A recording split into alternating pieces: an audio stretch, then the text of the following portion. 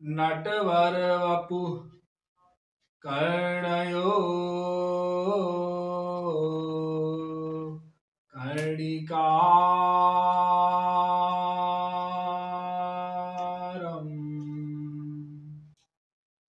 बिभ्रद्वासः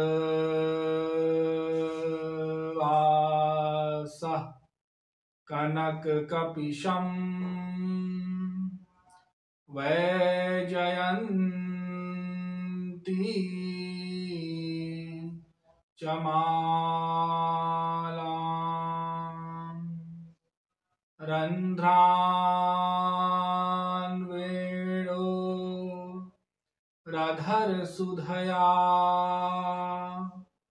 पूरयन् गोपवृन्दै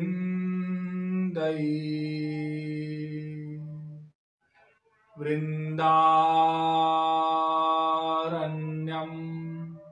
स्वपदरमणं प्राविशद् गीतकीर्तिः। नमः कमलनाभाय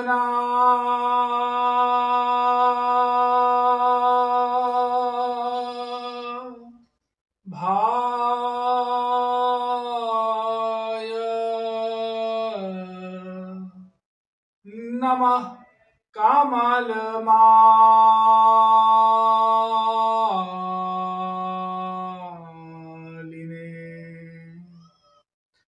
नमः कमलपादाय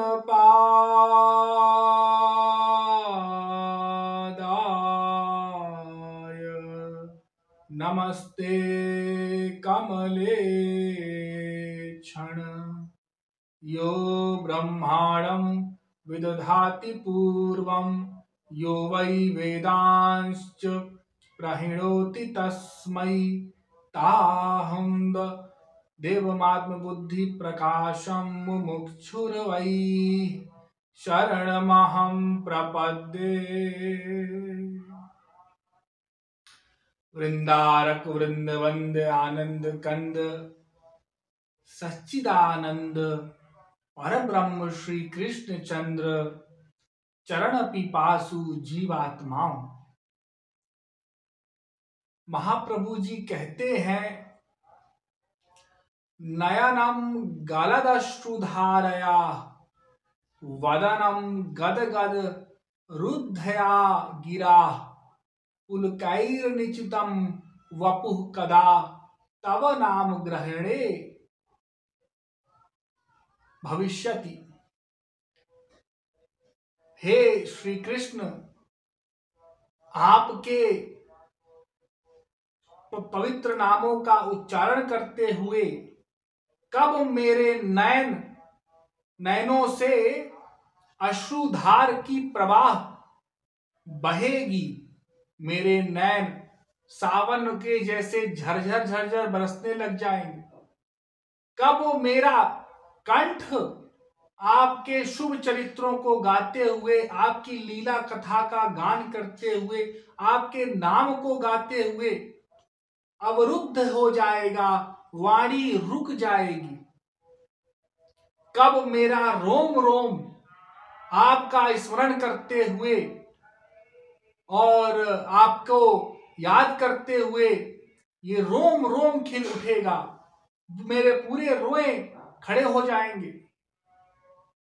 ऐसा शुभ अवसर, वह शुभ घड़ी कब आएगी जब मैं आपको ही याद करते हुए निरंतर आठों प्रहर आपको ही स्मरण करूंगा और आपको छोड़ करके एक क्षण को भी संसार का स्मरण नहीं होगा। ऐसा महाप्रभु जी कहते हैं।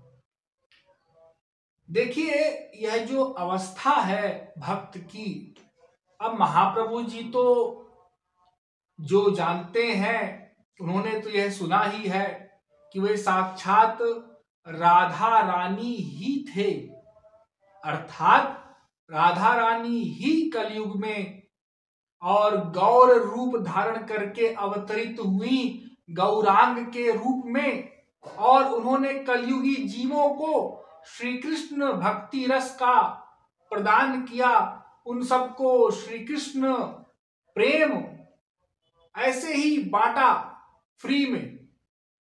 उनकी जो अकारण करुणा, जो दया उनमें है, और वो जो सदा से मात्र जो प्रेम है उनका वत्सल, भक्त वत्सलता है, दीन वत्सलता है, जो ठाकुर जी के गुण है वही किशोरी जी के गुण है, भगवान है, तो वही सब प्रकट हुए। तो महाप्रभु जी यहां कह रहे हैं कि नयन भर जाएं, वाणी रुक जाए। देखो अष्ट सात्विक भाव होते हैं। जब प्रेम की उच्चतम अवस्था होती है तब अष्ट सात्विक भाव प्रकट होते हैं। यह केवल किशोरी जी में प्रकट होते हैं, वही महाप्रभु जी में प्रकट होते थे। इसलिए जानने में पड़ा कि महाप्रभु जी किशोरी जी ही हैं। हाँ, और अष्ट सात्विक भाव किसी और में प्रकट नहीं हुआ करता किशोरी जी के अलावा। किशोरी जी में ही एकमात्र प्रकट होते हैं एक साथ। देखो प्रेमास्पद की ठाकुर जी की याद में किशोरी जी मूर्छित हो जाती थी। जब बहुत अधिक विरह किशोरी जी को होता था श्री कृष्ण का, तो वो मूर्छा हो जाए, उनको अश्रु निकलना, कंठ अवरुद्ध हो जाना, इधर उधर निहारना पागलों की भांति। हाँ, कोई संसार में देखे तो पागल ही कहेगा। जैसे जब महाप्रभु जी आए ब्रज में, तो ब्रज यात्रा कर रहे थे, तो उनके साथ एक मथुरा का पंडा हो लिया, उनको दिखाने के लिए कि ठाकुर जी ने यहां पर ये लीला की थी, वो लीला की थी। अब महाप्रभु जी को कभी कभी भाव आ जाए, हाँ, और महाप्रभु जी रोने लग जाए, फिर हंसने लग जाए, फिर मान में चले जाए, फिर प्रणय में चले जाए, फिर कभी नृत्य करने लग जाए, तो उनको लगा, वो जो गोसाई साथ में थे, ये कोई पागल है। उसको लगा कि पागल से आज मेरा पाला पड़ गया। तो उसी प्रकार जो भक्त की अवस्था होती है, अब यहां तो किशोरी जी की अवस्था का मैं वर्णन कर रहा हूं, जो मैं अपने क्षुद्रवाणी से नहीं कर सकता, लेकिन अब चूंकि बोलना है ताकि कुछ तो बोध हो आप लोगों को। तो किशोरी जी इधर उधर देखती थी। ठाकुर जी जब चले गए ब्रज से मथुरा, कभी चिल्लाने लग जाए, ललिता उनको पढ़ाए और उनके सर में हाथ फेरे। ललिता विशाखा नित्य सेवा में रहती थी, वो तो नित्य सेवा कर रही है, आज भी कर रही है, वो तो श्वान स्वरूपा है। तो कभी मूर्छित हो जाए, इतना अधिक विरह हो जाए, अश्रु निकलना, कंप, स्वेद, ये तो साधारण बात जो भक्तों में नहीं दिखाई पड़ता, वो तो साधारण है किशोरी जी के लिए। तो महाप्रभु जी जो कह रहे हैं, ये क्या अपने लिए कह रहे हैं? ना, ऐसा नहीं। महाप्रभु जी सबके लिए कह रहे हैं। महाप्रभु जी कह रहे हैं कि ऐसी अवस्था आनी चाहिए। तो आप कहेंगे, अभी तो आप कह रहे थे कि अष्ट सात्विक भावों का उद्रेक किशोरी जी में होता है, लेकिन बाकी भाव तो आ सकते हैं, एक साथ किशोरी जी में आते हैं। बाकी तो भाव आ ही सकते हैं, बाकी तो जो सात्विक भाव का जो अलग अलग कक्षाएं हैं, उसमें तो साधक प्रवेश कर सकता है। तो अश्रु आना, कंप होना, स्वेद, पसीना निकलना, मूर्छा आना, हाँ, और गले की आवाज बदल जाना, नृत्य करना, यह सब होता है, लेकिन अलग अलग होता है, एक साथ नहीं होता। एक साथ किशोरी जी और महाप्रभु जी में ही होता है। किशोरी जी में होता है तो महाप्रभु जी उन्हीं के स्वरूप हैं। जैसे हमारे जगत गुरु श्री कृपालु जी महाराज में हुआ करता था, हमारे गुरुदेव में, इसलिए तो वह पहचाने गए कि राधा रानी की ये भी अवतार है। और महाप्रभु जी ने कहा ही था कि मैं 500 वर्ष में आऊंगा, 500 वर्ष में 2 बार। तो अद्वैताचार्य के कथनानुसार तो उनको आना पड़ा। वो मैं पहले सत्संग में बता चुका हूं, आप लोग सुने हैं, और जो नहीं सुने वो सुन लेंगे। तो इन भावों का आना यह दर्शाता है कि हमारे हृदय में ठाकुर जी के प्रति प्रेम है, भगवान के प्रति प्रेम है। यदि अश्रु भी नहीं आ रहे वाणी अवरुद्ध नहीं हो रही, शरीर में कंप नहीं हो रहा, तो फिर ये भक्ति करना, ये सत्संग करना व्यर्थ है। अभी तक यह भी नहीं आया तो फिर हमने ठाकुर जी से क्या प्रेम किया? देखो, संसार में एक प्रेमिका होती है, एक पत्नी है, उसका पति विदेश चला गया, उसने बात किया, उसने कहा कि अभी तो हम नहीं आ पाएंगे। 6 महीना हो गया था, साल भर हो गया, उसने फिर उनसे बात किया, वो कहा अभी नहीं आ पाएंगे, काम बहुत है। उसको अश्रु आ गए हल्के हल्के। फिर 2 साल हो गया, उसने फिर, वो पतिव्रता स्त्री थी, वरना कोई दूसरी स्त्री हो तो उसकी बात नहीं कर रहे हैं, हो दूसरे के पास चली जाए आज के जमाने में, उसको तो अपने पति से ही प्रेम था।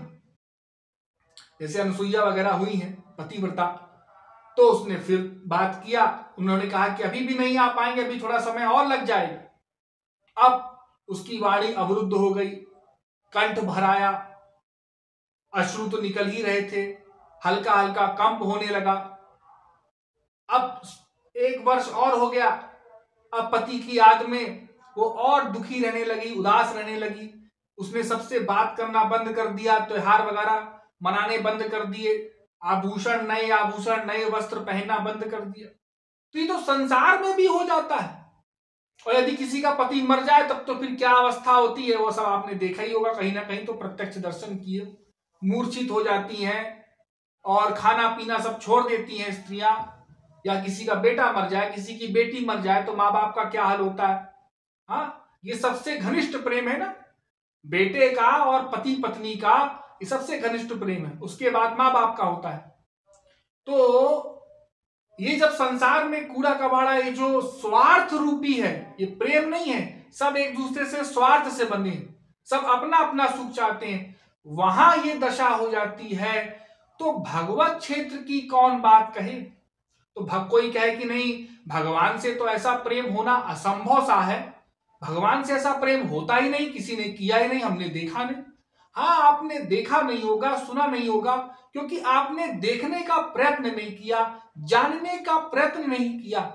वरना कभी वृंदावन आए होते, भक्तों के सानिध्य में सत्संग किया होता, किसी वास्तविक महापुरुष के सानिध्य में सत्संग किया होता, तो आपको पता चल जाता कि यह सब कोई बहुत बड़ी बातें नहीं है। भक्तों के जो क्लास हैं, जो भक्तों के उसमें तो श्रेणी में तो ये साधारण बात ही है। लेकिन भक्त हो, हाँ, दम्भी भी दम्भ कर सकता है, मैं उनकी बात नहीं कर रहा, जो वास्तविक भक्त है। तो ठाकुर जी के स्मरण में यह सब भाव आना चाहिए। यदि नहीं आ रहे हैं तो हमारी भक्ति अभी बहुत निम्न कक्षा की है, या हमने भगवान से प्रेम उतनी मात्रा का नहीं किया। अभी हमको प्रेम भगवान से बढ़ाना है, ठाकुर जी से, किशोरी जी से बढ़ाना है, और संसार को अपना न मानते हुए भगवान को अपना मानते हुए प्रेम करना है। ये जब हम बात को, जो मैंने अभी कही, इस बात को बुद्धि में बैठा लेंगे कि ये संसार मेरा नहीं है, भगवान ही मेरे हैं, ईश्वर ही मेरा है, खुदा ही मेरा है, तो हमको भगवान से प्रेम होने लग जाएगा, हमारी प्रीति बढ़ने लग जाएगी। और बढ़ते बढ़ते बढ़ते बढ़ते एक दिन इतना प्रेम हो जाएगा ठाकुर जी से कि उनके नाम लिए बिना नहीं रहा जाएगा। अरे, सुबह हो गई, उनका नाम नहीं सुनाई दे रहा, उनके संतों की चर्चा, उनके लीला कथाओं की चर्चा नहीं हो रही, इतना अधिक। अब ठाकुर जी कब दर्शन देंगे? वो भक्त, वो ब्रिज में संत जन प्रायः आज भी हैं, वृक्षों से लिपटे रहते हैं और फूलों से, पत्तों से बातें करते हैं।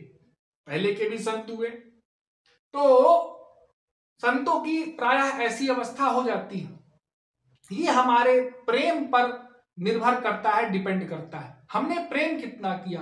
और हमने यदि प्रेम ही नहीं किया, अभी उनको अपना ही नहीं माना, कि वे मेरी माँ है, बाप है, पति है, पत्नी है, पुत्र है, ये जितने संबंध नाते संसार से हैं, उतना भी हमने भगवान को प्रेम नहीं किया, तो फिर तो सत्संग करते रहो, ना सत्संग में रूप ध्यान होगा, ना मन लगेगा, उल्टे नींद आएगी और भाग जाओगे। जो लोग कहते हैं ना सत्संग में मन नहीं लग रहा, ठाकुर जी में मन नहीं लगता, रूप ध्यान नहीं होता। आप रूप ध्यान के विषय में बताएं। कई लोगों ने मुझसे रूप ध्यान के बारे में कहा है, कई लोग ज्यादातर लोग यही कह रहे हैं कि आप रूप ध्यान के विषय में बताएं। अरे मैं रूप ध्यान के विषय में ही बोल रहा हूं पिछले 6 साल से। मैंने रूप ध्यान के अलावा कुछ बोला ही नहीं, मैंने वही बोला है जिससे आपका रूप ध्यान हो। लेकिन आप उस विषय को समझते नहीं। आप सोचते हैं कि बस वही ठाकुर जी के स्वरूप की चर्चा की जाए, किशोरी जी के स्वरूप की चर्चा की जाए। वह भी मैंने की है, वह भी मैंने अपने गुरुदेव के भजनों को कई बार समझाया है, उनकी भावार्थ को, और आप लोग पढ़ते रहते हैं, सुनते रहते हैं संतों की वाणी में। लेकिन उस स्वरूप का स्मरण कब होगा? चलो भजन चल रहा है, यदि हम साधना कक्ष में बैठे हैं, तब तो उस स्वरूप का स्मरण करना सरल है, हो सकता है, क्योंकि सब कर रहे हैं और सामने भी ठाकुर जी की छवि लगा दी जाती है, रहती है, हम देखते ही हैं फोटो में। आजकल तो मोबाइल में ठाकुर जी के एक चित्र आते हैं, हाँ, कंप्यूटर है किसी के पास, टीवी में देख रहा है, तो उससे वो दिव्य भाव बना सकता है कि हाँ ठाकुर जी ऐसे रहे होंगे, नील वर्ण, ऐसा मोर मुकुट, ऐसा पीतांबर पहनते थे, ऐसी वनमाला थी, ऐसा ऐसा उनकी चाल थी। थोड़ा थोड़ा वो भक्त अंदाज लगा करके और ठाकुर जी का रूप ध्यान कर सकता है। कोई किसी संत से जुड़ा है, गुरु से जुड़ा है, तो गुरु का ध्यान करेगा तो भगवान का ध्यान अपने आप हो जाता है, मान लिया जाता है।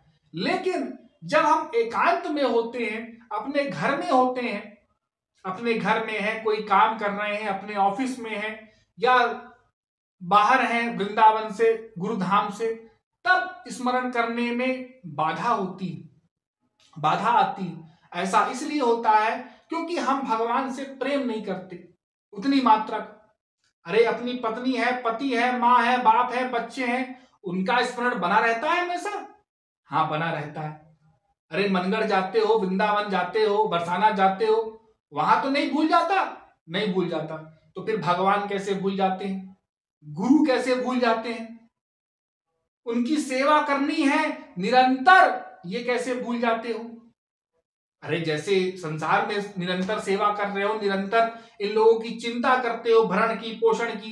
कोई स्त्री है, अपने पति को खिलाना है, इतने टाइम भोजन, बच्चों को पेट भरना है, तो भगवान के प्रति हमारा क्या कर्तव्य है? भगवान की सेवा करनी है निरंतर, और मन से सेवा सबसे प्रमुख बताई गई, सबसे बढ़िया और सबसे प्रमुख।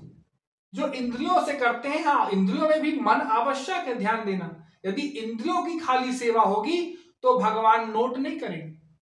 मन आवश्यक है इंद्रियों के साथ भी, लेकिन सबसे प्रमुख है मन, उसको कहते हैं मानसी सेवा। ये मानसी सेवा क्या होती है? ठाकुर जी विश्राम कर रहे हैं, हम ठाकुर जी के चरण दबा रहे हैं। ठाकुर जी भोजन कर रहे हैं, हम ठाकुर जी को पंखा कर रहे हैं, हम ठाकुर जी का आज व्यंजन पका रहे हैं मन से। अरे हम तो पुरुष हैं, खाना बनाना जानते नहीं भाई, हम कैसे करेंगे? मन से गोपी बन जाओ और मन से करो सेवा, बनाओ भोजन, खिलाओ ठाकुर जी को 56 प्रकार के व्यंजन रोज खिलाओ। अरे कोई बना के कितना खिलाएगा? मन से तो कितना भी कोई परोस सकता है। ठाकुर जी सब स्वीकार करेंगे, यही स्वीकार करते हैं ठाकुर जी। मन से ठाकुर जी को नए नए वस्त्र पहनाओ, स्नान कराओ, चंदन का लेप लगाओ, हाँ ठाकुर जी को अच्छी सेवा करो, ठाकुर जी को नए नए फूलों की माला पहनाओ, ठाकुर जी को शैया में ले जाओ, ठाकुर जी के साथ खेलो, ठाकुर जी से बात करो, कभी प्रेयसी बन जाओ, कभी उनके सखा बन जाओ, ये भाव बदलते जाओ। हाँ कभी ठाकुर जी को अपना लड़का मान लो, तो उस प्रकार से प्रेम किया जाता है।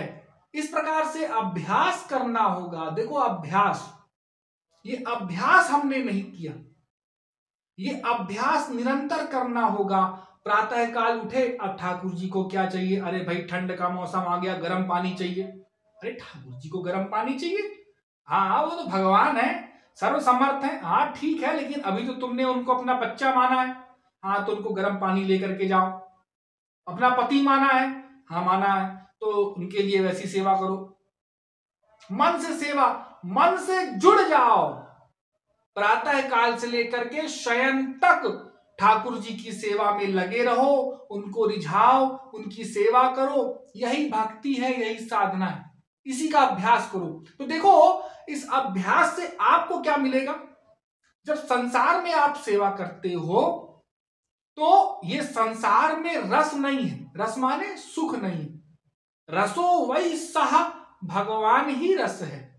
आनंदो ब्रह्मिति, वो खुदा, वो गॉड, वो अल्लाह, वो भगवान, वो राम, वो कृष्ण ही सुख है, आनंद है। हाँ, तो भगवान की सेवा करने से आपको सुख मिलेगा, आत्मा वाला। और मैं आत्मा हूं, जीव हूं, मैं शरीर तो हूं नहीं, ये तो मालूम है, कई बार मैं बता चुका। अरे शरीर तो मेरा है, ये तो एक दिन छोड़ना है। जैसे कपड़ा आप छोड़ते हैं, वासांसी जीर्णानि यथा विहाय नवानि गृह्णाति नरो प्राणी। तो जिस प्रकार से आप पुराने वस्त्रों को त्याग करके नया पहनते हैं, उसी प्रकार से ये शरीर को छोड़ करके आप नए शरीर ग्रहण करते रहते हैं। अनंत जन्म हो चुके हैं आपके, अनंत शरीर आपने बना लिए। कुत्ता, बिल्ली, गधा, क्या मनुष्य में भी अनंत रूप हो चुके हैं आपके। तो आत्मा वाला आपको सुख मिलेगा जब आप भगवान की सेवा करोगे, जो आपको संसार में नहीं मिलता, नहीं मिल सकता, क्योंकि है ही नहीं। अरे वारी मथे बरु होए घृत सिकता ते बरु तेर, बिनु हरि भजन ना भवतरी। बालू से तेल निकल सकता है क्या? नहीं। आप मत्ते रहो उसको। पानी से घी निकल सकता है क्या? नहीं, मक्खन से निकलेगा। तो अज्ञान के कारण हम संसार में सुख ढूंढ रहे हैं, लेकिन सुख भगवान में ही है। तो ये मानते हुए जब आप सेवा करोगे तो वो सुख मिलेगा। फिर आप ठाकुर जी की और सेवा करोगे, भगवान की और सेवा करोगे, क्योंकि आपको सुख मिला। अरे संसार में भी होता है, कहीं कुछ मिलता है, अवार्ड वगैरह, गिफ्ट वगैरह, तो वहां हम अधिक ध्यान देते हैं। कहीं हम काम कर रहे हैं, हमको सैलरी मिल रही है, पे, तो हम वहां काम करेंगे कि जहां सैलरी नहीं मिल रही वहां करेंगे। तो जब ईश्वरीय क्षेत्र में हम कर रहे हैं और हमको आत्मा का सुख मिलेगा, तो वो भक्त फिर और ठाकुर जी की सेवा करे। हाँ, अरे ठाकुर जी यदि सुख ना दें तो फिर कोई क्या सेवा कर सकता है भला? आप ब्रिज गोपियों की बातें जाने दो, वो तो ठाकुर जी से इतना प्रेम करती हैं, निष्काम, वो अवस्था अलग है। लेकिन अभी प्रारंभ की बात कर रहा हूं मैं। तो प्रारंभ में तो हमको जब ठाकुर जी सुख देंगे तो फिर हम ठाकुर जी की सेवा करेंगे, फिर हमको सुख मिलेगा। और हमको चाहिए सुख ही, सुख के सिवा किसी को कुछ और नहीं चाहिए। सुख मात्रम विकल्पम सर्ज, सुखाय कर्माणि करोति लोको, न तहि सुखम वान दुपार मम्बा। तो सुख ही सबको चाहिए, सुख के लिए ही हमारा प्रत्येक कर्म हो रहा। तो जब सुख मिलेगा तो फिर हम और करेंगे। जैसे किसी को धन चाहिए, उसको धन मिलता है संसार में तो और काम करता है, धन मिलता है फिर और काम करता है। उसी प्रकार जब सुख मिलेगा तो फिर हम उस सुख के लिए और प्रयत्न करेंगे, फिर हमको सुख मिलेगा, फिर हम और प्रयत्न करेंगे, करते रहेंगे ठाकुर जी की सेवा करते जाएंगे। तो भगवान की सेवा, ठाकुर जी की सेवा हमको करते रहना है, हमको उनसे जुड़े रहना है, और इस प्रकार से करते हुए हमको अपना कल्याण करना है। अब कल्याण कैसे होगा? जब सेवा करते करते हमारे अंतःकरण की शुद्धि हो जाएगी गुरु कृपा से, तब गुरु उसको शुद्ध अंतःकरण को दिव्य बनाएंगे, और दिव्य अंतःकरण से दिव्य जो हमारी इंद्रियां बनाई जाएंगी, मन बुद्धि इत्यादि सब, उससे फिर हमको दिव्य भगवान का साक्षात्कार होगा। दिव्य भगवान की दिव्य सेवा हमको गोलोक में मिलेगी। जो हम सेवा कर रहे हैं वही सेवा हमको दिव्य रूप से भगवान के दिव्य गोलोक धाम में प्रदान की जाएगी, गुरु द्वारा ही। इसके लिए पहले हमको भजन करना होगा निरंतर। वही सब बातें जो मैं बताने का प्रयास करता हूं प्रत्येक सत्संग में। आप लोग सुनते हैं, लापरवाही कर देते हैं, सुनते हैं, हाँ ठीक है, ठीक, गुरुदेव का भी प्रवचन सुनते हैं, लेकिन लापरवाही। तो लापरवाही छोड़ना होगा, और हमको भगवान की प्राप्ति करनी है, हमको ठाकुर जी की प्राप्ति करनी है इसी जन्म में। यह विचार करते हुए, यह मन में, यह बुद्धि में दृढ़ भावना रखते हुए हमको साधना करते रहना है, करते रहना है, करते रहना है। एक दिन ठाकुर जी की प्राप्ति अवश्य होगी। तो ये सारे जो मैंने आपको बताए, महाप्रभु जी जो कह रहे हैं कि ये सारे जो भक्त की अवस्था होती है, भक्ति की अवस्था, उन सब में ये सारे चिन्ह प्रकट होते हैं। तो इनमें भी हमारा प्रवेश होना चाहिए वास्तविकता से। और ये जब चिन्ह आने लग जाए, अश्रु आए, स्वेद आए, कंप आए, तो इनको आप छुपाओ, ना कि प्रकट होने मत दो। जितना छुपाओगे उतना ही जल्दी शीघ्र आगे बढ़ोगे, जितना छुपा रहेगा ये सब। क्योंकि कोई देख नहीं पाएगा, कोई जान नहीं पाएगा, लोग आपको भक्त मानेंगे तो माला पहनाएंगे और तमाम सारी बातें करेंगे। लेकिन जब आपको भक्त कोई नहीं मानेगा, भक्त आपको ये तो ऐसा ही है, भजन कर रहा है लेकिन इसको तो कभी अश्रु आया ही नहीं, उसकी और दुर्भावना हो जाएगी उसके प्रति, तो ये हमको लाभदायक होगा। क्योंकि हमको अब संसार में गाली पड़ेगी, तो संसार में गाली पड़ने से और हमारा अंतःकरण शुद्ध होगा और दीनता आएगी, तमाम प्रकार के लाभ होंगे। तो हमको भक्ति करनी है और निरंतर भजन, निरंतर साधना, निरंतर सत्संग, निरंतर गुरु सेवा में ध्यान देना है, जो हम नहीं देते। कभी कभी करते हैं, फिर छोड़ देते हैं, फिर करते हैं, ये नहीं। निरंतरता बनाओ, निरंतर भक्ति, निरंतर साधना से जुड़ जाओ। तो आज के सत्संग में इतना ही, शेष फिर बताएंगे। बोलिए वृंदावन बिहारी लाल की जय।